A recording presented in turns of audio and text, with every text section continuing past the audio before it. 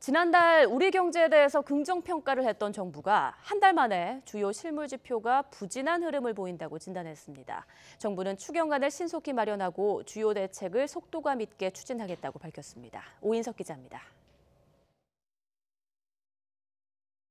정부는 지난달 경기진단 보고서인 그린북 3호로에서 생산과 투자 소비 등 산업활동 지표의 트리플 증가를 언급하며 우리 경제에 대해 긍정적인 평가를 내놨습니다.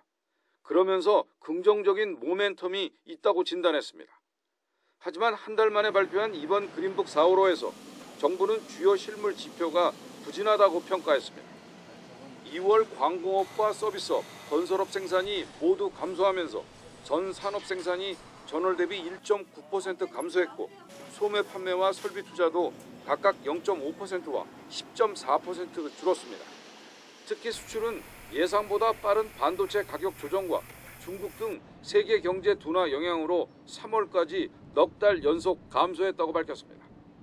다만 3월 취업자가 증가세를 이어갔고 물가는 안정된 흐름을 지속하고 있다고 설명했습니다.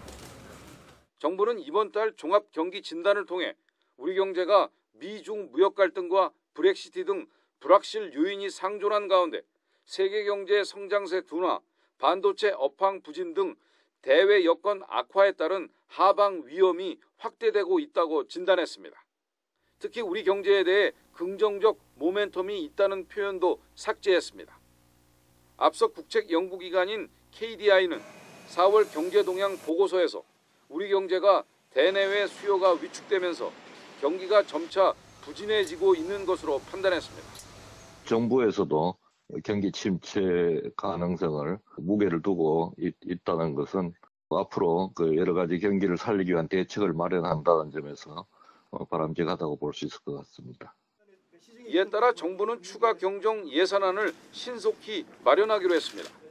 대내외 경제 여건 악화에 따른 경기의 하방 리스크를 좀 선제적으로 대응하고 민생 개선을 좀 지원하는 측면에서 그런 두 가지 큰 카테고리로 추경 편성 작업이 진행되고 있다는 말씀을 드립니다.